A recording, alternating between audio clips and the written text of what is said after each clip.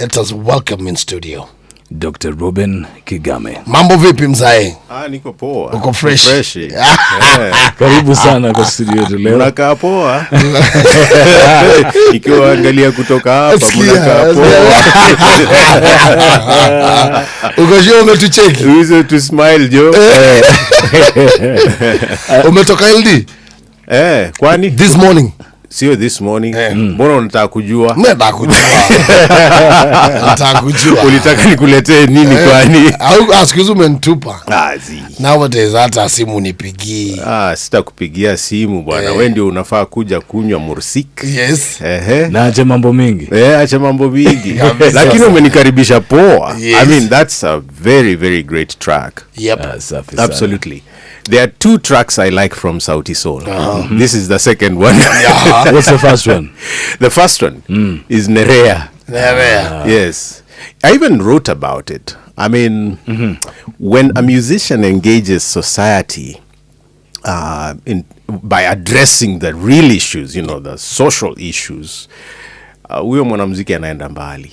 You know, those are the timeless songs. Yeah. When you study, mathematics or you study medicine, I study music and social justice, and I've written 431 pages on it. 431 Yes. pages on music and social justice. Yes. 2027 is here with us. Not yet. Yeah? It's just under 2 years away. And now you're talking about human dignity, justice, and integrity. Oh my goodness, you've been stalking me. Yes. Yeah, you see, these are the issues, by the way, ukiangalia when I ran in 2022, those are the issues that were on the table for me. Kama utakumbuka poa. Because as far back as when we were talking about BBI, BBI was like the NADCO of now, you know, trying to smuggle people into office through what they're calling broad-based stuff. Yeah. So, ukikumbuka BBI, I came up and said, we don't need BBI. We need VBI. Value Building Initiative. Kwa sababu kile tumepoteza Kenya ni values. And I cannot undersay that. Kwamba the real nerve is tumepoteza what it means to live by character, by example, and to think of utu, you know, the human dignity that bro anaongelea hapa. That when I see you, I don't see what you have. I see you as, you know, made in the image of God, my brother, you know. When I see a woman, I'm not looking at what I can get from behind the skirt. I'm looking at her as my mother, my daughter, you know. Yeah. So hizi values ndio tumepoteza, so that people go into office as a privilege to loot. Unaona? Kujitajirisha na kuingiza, you know. So we go into office to do all the wrong things. And I'm saying that we need to reboot. We need to reset. In fact, I sort of patented that reset thing. I know I see people using it all over the place. Yeah. But in 2021, I patented it as mine. Okay. Because that's what we need. Kenya does not need like to panel beat TV, you know. We need to completely start a new way of doing Kenya. Kuna what I call my philosophy tuseme. Yeah. Right. Alafu kuna zile commitments ambazo nafanya na Kenyans. Yeah. So upande wa philosophy, what drives me, my thinking, the way I look at Kenya and the people of Kenya, ni utu, haki na maadili. Human dignity, justice, and values or character. Unaona? Those are the things. Vile Moi ilikuanga nini? Peace, love and unity. Yangu ni utu, haki na maadili. If you get those three right, this country will reboot. Now, in terms of commitments, zile ambazo Wakenya wanaweza ni judge nazo, in terms of what I want to do for Kenya, what you can measure me against other people, there are three things. One, bomoa ufisadi. 2, tekeleza katiba. 3, jenga Mkenya. So on the issue of bomoa ufisadi, maybe in English I would say dismantle Corruption. Yeah, dismantle it. You know, because it's our headache. So you don't panel beat it. Bomoa, go at it with hammers, you know, and make sure you deal havoc on ufisadi. Then 2, implement the constitution, because we pay lip service, we even swear by it, nasema we'll fulfill it, but we don't. In fact, we're just about to celebrate the commemoration, the promulgation of the constitution about 27th August. So utaona a lot of ceremonies, you'll see people pay homage to the constitution, then after that, you know, and it's Kenya has not even fully implemented that constitution. So we're saying, for us to actually reboot the constitution, which guarantees now, you know, the Bill of Rights, all these things the young people are fighting for, if you implement it, you'll not have the young people on the streets. No. But if you look at the current government, for example, you realize that they are on rampage to violate the constitution. Constitution ikisema hivi, wanataka do the exact opposite. So we are saying that's not the way to do government. And then I'm saying, to jenga Mkenya, that is, empower the individual citizen. You don't go at development by saying, we need this project, we need this, you know, Nairobi needs that, Turkana needs that. You look at what do the people need. So, kwa mfano hapa, expressway would never have been my priority, because there are more people walking than those who are driving. So you would have to deal with the public space issues. You don't go destroying, you know, building all these high-rise buildings all over the place, and you're not looking at the amenities. You're not looking at the sewer system, the water supply, you know, lighting, pollution, things like that. That's why, for me, the 3 commitments, ni hizo. So bomoa ufisadi, you know, tekeleza katiba na ujenge Mkenya. Bas, you're a good student, man. And I'd like to take you back to bomoa ufisadi. Of Sure. course, this coming against the backdrop of what the president said right from last week when he was in Homa Bay County. He accused members of parliament of demanding bribes, and now saying that parliament has been turned into a marketplace for extortion. What's your take on that? I like what Otiende Amolo said, you know, in response to that accusation. He said, if bribes are making their way into parliament to pass laws or certain, you know, wanataka mambo fulani ipitishwe hivi. So you need to follow, hiyo pesa ambayo inapewa wabunge imetoka wapi? You get it? Wabunge, kama wabunge wanahitaji pesa, if they need the money, or to, you know, if they are worth bribing, so who is bribing them? It can't be that they are bribing themselves. Does it? It makes sense. It makes sense. What is the source of the source of the funds? So basically, Otiende Amolo is saying, before you accuse us of being corrupt as MPs, follow the money. Who released the money? So he must be the corrupt guy. And I think it makes sense. But also, there's something else he said. If you're looking at bribing MPs with, let's say, 10 million, and he computed that and said, that would mean we are as cheap as 28,000. So the argument is not so much to bribe or not to bribe. The issue is, does bribery affect MPs only?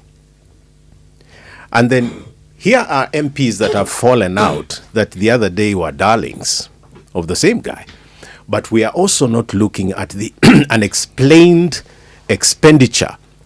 You know, if for example, State House spending grows in 2024 from just about 400 million and it goes to over 1 billion, you know, in 1 year.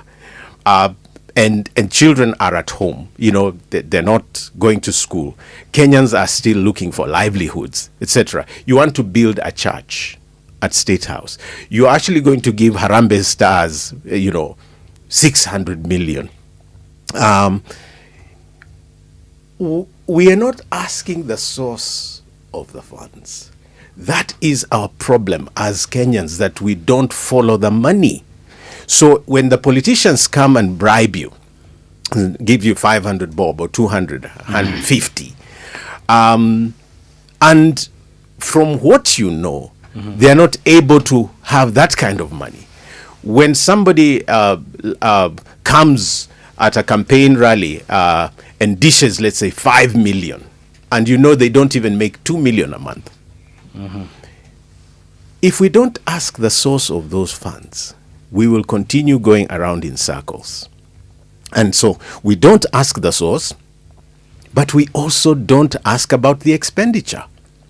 So, for example, if we borrow money from China, the Bomoa Ufisadi issue is like this. You borrow money for a project, and then you realize the project was actually never done. But we don't follow where that money went. You get it? So we just keep saying scandal, NYS scandal, Eurobond scandal. Scandal. I want to be colorblind. I want to be blind to relationships when it comes to graft. It doesn't matter who you are. If you have stolen from the people of Kenya, I'm coming after you. Well, Dr. Ri, back in 2022, when you ran for president, yes, you say the bid was unfairly blocked by political gatekeeping, despite your due compliance with all the constitutional requirements. Right.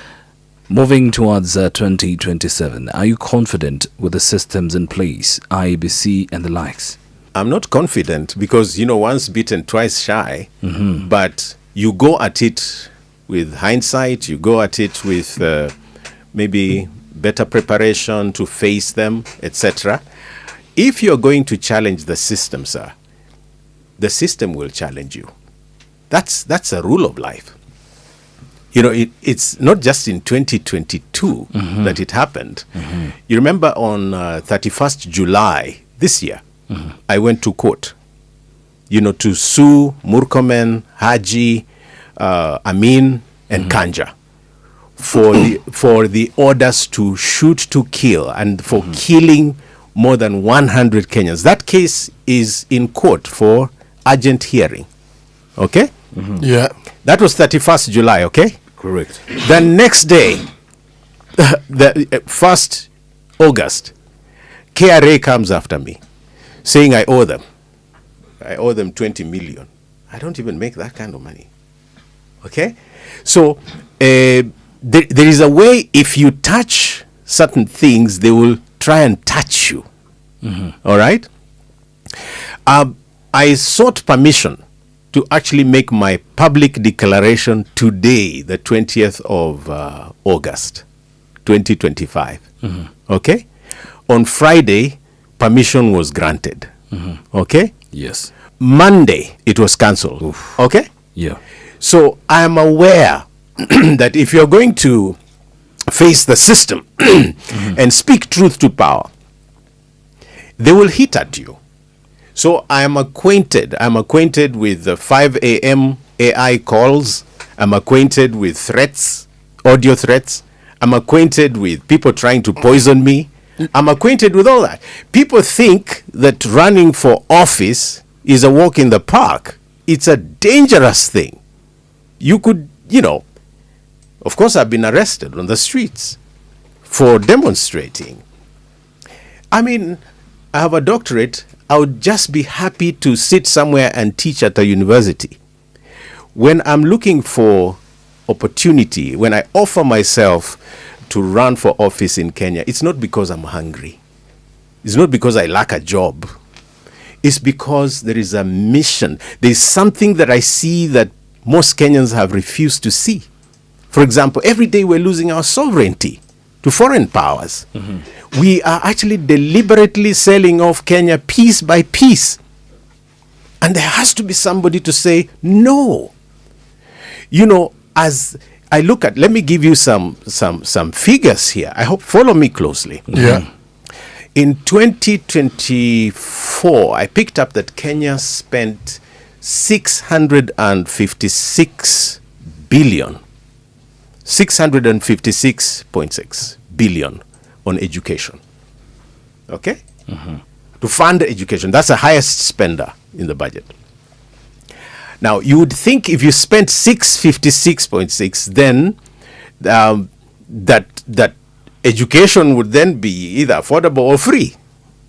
Okay? Correct. So we computed using the figures from the Ministry of Education and so on, and realized that we could actually offer free education from kindergarten to undergrad with 298 billion. Did you follow me? Yeah. Correct. We're following. 298. So if we spent 656.6 and we could do, even just for argument's sake, 300 billion, what are we pocketing? 356.6. Specifically, we were pocketing 358.6.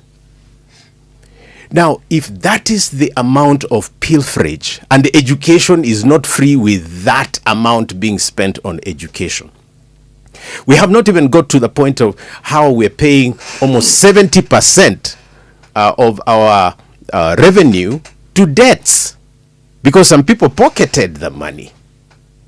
Yeah, that's where I'm completely aware and in agreement with people like Okiom Tata, who have computed maybe a little more closely than I have the issue of that Kenya's debt is what you call odious debt. Yeah, that Kenyans actually did not spend that money. A few people, hid it or spent it, and one of the fastest ways to bomoa ufisadi is to make these people accountable to return that money. Well, Dr. Speaking of the likes of Omtata, Yes. what are you looking at perhaps at some point to join forces with like-minded political leaders ahead of 2027, or you're doing it alone? Forming government is not a Kigame affair. Even if I was given government to form today, I would need so many people, to be able to form a team. So it would be a big lie. It would be hallucination for anybody to imagine that they can form government by themselves. I would look at your records and see if you're okay. Kama umeibia mtu mimi sikutaki karibu na mimi. But if you haven't, you might just make it for Minister for Information. I'll come back to that, because the way we appoint people in office in Kenya is strange. So you find a medical doctor in charge of agriculture. There Okay. you go. You find, someone who's never been in education, in the area of education. So, and I'm saying, in a country with so many experts and so on. But having said that, if we were to form government, we would need everybody on board that is value, that if I was to form a value-based government, we would need everyone that is value-based, who believes in that philosophy. And so I would like to throw the spanner in the works, though, and say, I've been here, okay? I've been in this space since the first time I mentioned it was actually on Royal Media, on Citizen TV, in December of 2018. That's when I mentioned on the JKL show that I intended to run. So I've been in this space for a while. So many times, those who talk to me say, why don't you join Maraga? Why don't you join Umtata? And so joining is not the problem. What's the problem? The problem is they always imagine that somebody who's been at it for maybe how many years now? Maybe 7 years? Should now just, sort of drop the ambition and say, let's go. Why can't it be the other way? So personally, I'm saying I don't have to be president. In fact, to be honest with you, if somebody can deliver character-driven leadership, I don't have to run. but are we willing to be selfless enough so that we come to the table as equals, you know, and not convened by, you know, Kigame. We need either, you know, the civil society and or EAK, you know, the Kenya Conference of Catholic Bishops, you know, all these guys come together and do a scorecard, you know, a scorecard that determines who would form the best candidate, who would actually form, you know, the best policy, who is the most, you know, sellable candidate or whatever. Have a scorecard, look at their character, and then call all of us. We can't call, you see, if I call them, it looks like I'm the one who is fronting the, you know, I want to be the one to be, you know, the president. We need an independent body that subjects all of us to the same score, so that unity or is not just about a backroom deal, you know, you are going to be this, you're going to be that. I think Kenyans also need to be given a chance to fully contribute to how, you know, who they want as, especially I would say the leader of the opposition, so to speak. At this point, you know that there are people imposing on us as opposition, you know, what I call KANU orphans, etc., that have brought us to where we are. You know, people like Gachagua who've been in government before, and they've told us that government is for shareholders. Now they're looking like the liberators of the people. So it's that kind of politics that I can't take. You know, where you hoodwink people, you do stuff today, then tomorrow, like Ruto, you say, you know, unaabudu Mungu, you know, and you're lying. You know, you said you'll never abduct people, shoot people, never take them to wherever, bomoa their houses, and then you do the exact opposite and you still say praise God. Hapana. Unakata. Na aye, nina lea. Ni wale niki kwa sababu your hypocrisy, the level of hypocrisy is too much. And I'm not just talking about Ruto. Even MPs. You go promise your people, you know, things you know you will never fulfill. And you just keep going back and say, you know, the famous one is God is good all the time, and all the time God is good. And that's your mantra, ya upuzi wa, you know, religious jargonizing. Yeah. Nimechoka na, nimeishiba. So when you see us pushing issues of justice and doing the right thing, the Utu philosophy, Jengam Kenya, it's all this, it's this horizontal axis that there is no way I can get power and begin to mistreat you, and then I say I love God and I love my neighbor. So whether you look at a constitution, whether you look at codes of, you know, whatever, directs nations, all constitutions are just about love, you know, doing the right thing. But the Bill of Rights, you know, whether it's housing, whether you are talking about not segregating, whether you're talking about access to services and so on, it's really about the horizontal axis. So 12 o'clock declaration. Yes. And that's when you'll tell us which party you might be running on? No. Declaration is just declaration. Okay. Everything else follows. And that's why I'm really not excited about the cancellation, because it's a constitutional right. Okay. Let me ask, in retrospect here, do you remember the 2017 elections? Do you guys remember? We can try to remember. Try to remember. So immediately after the 2017 elections, Correct. Ruto began to campaign. All right? I mean, you can go back to clips, you can go back. He was in the campaign mode, and his people are going to stop me from a mere declaration? They should think Come again. come on guys. Kwani wanaogopa nini? Ndio tunashangaa mtu So wangu wa tujiweke wazi. So in all humility, offering oneself is one thing. It's up to the Kenyan citizens to look at all of us and decide who can actually take the highest decisions in the land on their behalf.